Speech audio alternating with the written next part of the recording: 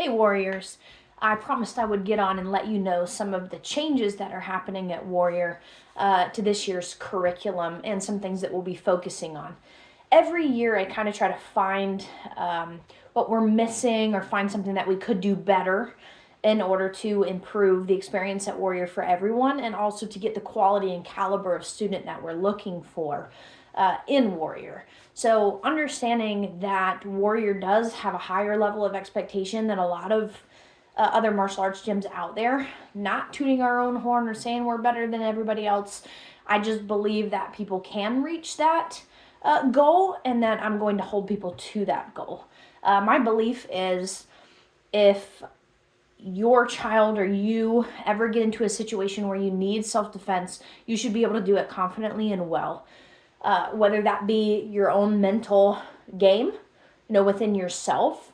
So, school, work, all of these things, or whether that be an actual self-defense move itself. So, that being said, tune in. We're going to do a couple of changes. I'm going to explain to you what goes on in these changes. So, the class outline is going to shift just a tiny bit. This year, we want to focus more on self-motivation and individualized practice. That does not mean in any way that I'm not teaching or we don't have instructors teaching. That's not it. What I'm going to do, maybe for the last 5 minutes of class, maybe on some days it's 10, I don't know. Just depends on the day. I'm going to give them an exercise that they need to do during class. That exercise will have to do with what we were teaching during class. So it will provide an opportunity for them to prove that they were focusing and paying attention in class. If they weren't, they're not going to do this exercise well. It's going to be obvious. They're going to know it. If they are listening and paying attention in class, they're going to do well. It's going to be easy for them and they're going to be able to practice. What I'm hoping to get out of this is for them to be able to understand how to practice at home and how to correctly practice at home. So in the beginning of class, we will do our warm-up and then we will move on to doing our stances. We're going to do our stances almost every class. We're going to run through them pretty quickly for repetition, not necessarily for extreme guided perfection right now. They will get to that. Then we're going to move on to the instruction part. So whatever component we're on for that week, we're going to continue in that manner with that component. At the end, I will give them some individualized practice that they will need to spread out and do and complete on their own. Again, that practice being, this is how you can practice at home. If you weren't paying attention during class, you're going to really struggle here.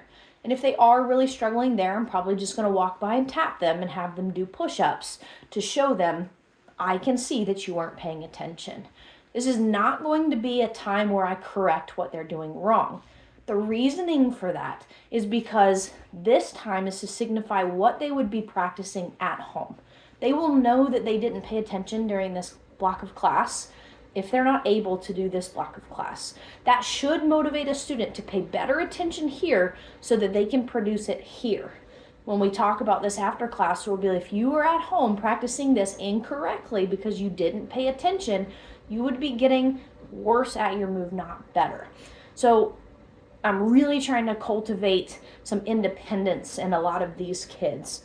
The next thing that we're doing is it used to be a rule that you could not ask to test, or it is a rule that you're not allowed to ask to test, and that is across the board in Mikio Sarai to this day. That's still a thing.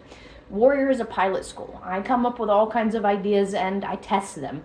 So if you ever see something changing, it's because I'm testing something, and that's okay. Some things that I've tested have worked really well. Some things I have tested worked really bad. For instance, the push-up thing. For 2.5 years, I had them hold a plank if they couldn't do a push-up. Guess how much better they got at their push-ups? They didn't. For 2.5 years, I had students still not able to do push-ups. Now I do full range of motion, no matter what. Whether you're all the way up off the floor doing full range of motion, you're on your knees doing full range of motion, or you have to touch your chest to the ground to get full range of motion, you need to be able to do full range of motion. What I have found in a year of doing that is that almost all of my kids can do really good push-ups if they try to. I know you still see people out there not doing them well. That's because they're not focusing. But they are capable in this exponential growth that they've had. That being said, when it comes to asking to test, we've never allowed them to do so except for in JiuJitsu months. JiuJitsu months are the testing months. That's January, April, July, and October, JiuJitsu. During those months, I've always allowed them to ask me to test for their physical component, and that's it. Now, it will remain true that no student can ask me to test for a belt rank. The reason we do that is we don't want anyone focusing on a belt rank itself. We want them focusing on skill, which is why now I'm going to allow them to ask me to test for a certain component, or ask another black belt or a leadership student. So they could come up to me, Sensei Lauren, I would really like to test for my kicking stripe. That's component number 4. They need to be able to show me that. They also need to be able to show me in their notebook that they've written down their requirements for component 4. They are always written up on the board whenever it's component 4 week. There's no reason they can't write them down and show me. Whether they're good writers or not, the point is that they're writing something.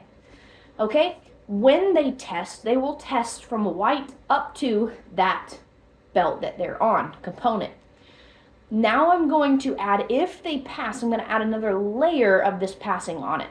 When they get their black component stripe on their belt, you all should know what that is. There's typically a spot for 10 of them on their right side of their belt. Those components represent that they have passed that level. Now, you don't need to have those components to go on to the next belt. The next belt is not only determined on skill, it is determined a lot on character building and mindset strengthening, okay? So that is why sometimes you'll see somebody behind in a skill, but higher in rank. They do catch up at those skills right around yellow and green, and then they'll go ahead again and they'll catch up at those skills at brown. So every black belt that I have is perfectly capable in all of their skills. Don't worry, there's a time to catch up. But sometimes rewarding character and growth is a lot better for the mentality and the growth of the student than it is rewarding skill. Does that make sense? So, moving on. When they test for their component, the black component stripe will now represent acceptable. That's what it represents. It doesn't represent top dog. It doesn't represent, yes, it just represents that's acceptable. Almost like a C in school. It's passing. It's not great. It's not fantastic, but it's passing, so good for you. I have skills that I could probably only pass in. C's. We all have our C subjects, right? I'm going to have some of those on my belt rank myself, according to my standard of training for me. We are going to implement these 2 new stripes right here. Let me switch them so you can see them correctly. Silver will represent like a B. Gold will represent like an A. This is going to show them that they can always do a little bit better. So if they get the black one, it means acceptable. Yes, you passed. Silver is going to mean, wow, you are above average in that area. Congratulations, good for you. Gold means you are exceptional in that area. These are skill-based. These are not character-based. What it's going to do over time is show students where they are proficient and where they are not. In Mikio Sarai, the name me from Mikio represents you, each student, me, you. Each student has their own me. I am a kicker and a grappler. That's what I'm going to go to. If I get into a fight, I'm not going to stand a foot from you and take blow to blow when it comes to punches. I will lose that fight every time. That's why I fight unfair and I grab and scratch and poke things I shouldn't be poking, okay? I know how to teach it, I know how to do it correctly, but it is not my forte. That is my plain black stripe acceptable area. Kicking, I probably have a gold. JiuJitsu, I probably have a gold, okay? Maybe a silver, but I have these things and these are my go-tos. So if I were to get into a fight, I'm probably gonna kick somebody to get away or take them to the ground, and there will be very little in between. That's my style of fighting. Each student will have their own style of fighting, and these will show them what their style of fighting tends to be. They can choose to make their worst components better, or they can choose to focus on their strengths.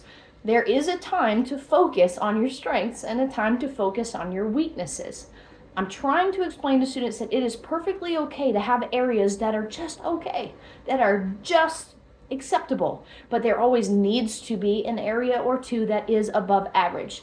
You don't really want acceptable across the board. You want to push in some areas to be better than that, to be excellent, to excel.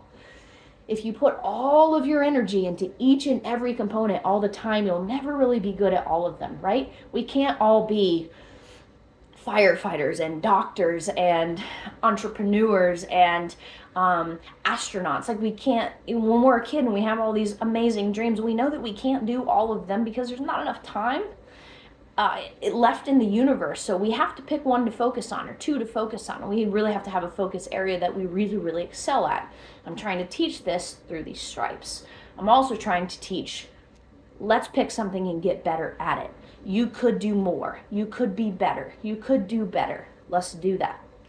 Okay? That takes us through everything. I want to touch on jiu-jitsu a little bit. I know a lot of you guys have had questions on what are these uniforms that some of these kids are wearing? Where did these belts come from? Jiu-jitsu is a different style completely. We teach Mikio Sarai and we teach jiu-jitsu. Mikio Sarai is the name of the style that I ultimately teach, the big one, the overarching theme where all of our black belts are black belted in. Jiu-jitsu is something that we're getting towards adding as I get higher in rank and as Brian and I and Professor Dave build a program. So, that being said, jiu-jitsu rank is completely separate from Mikio Sarai. Yes, you need to have a base level foundation in order to get your black belt in Mikio Sarai of jiu-jitsu. Jiu-jitsu black belt is completely separate from Mikio Sarai. You don't have to have any Mikio Sarai experience whatsoever to get jiu-jitsu rank.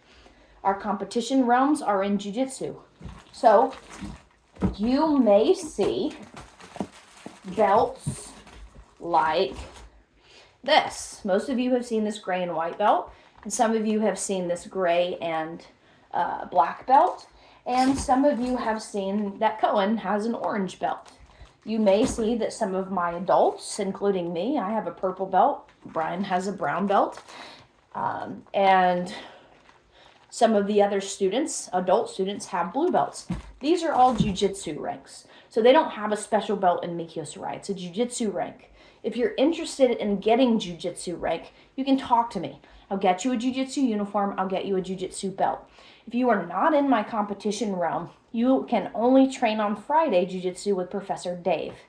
If you are older, right, about 10 or older, and it's not competition season, which right now until May it is, you can practice on Wednesdays. During competition team season, that Wednesday spot is reserved for those who are old enough or those who are in my competition schedule. If you have questions on that, just ask me.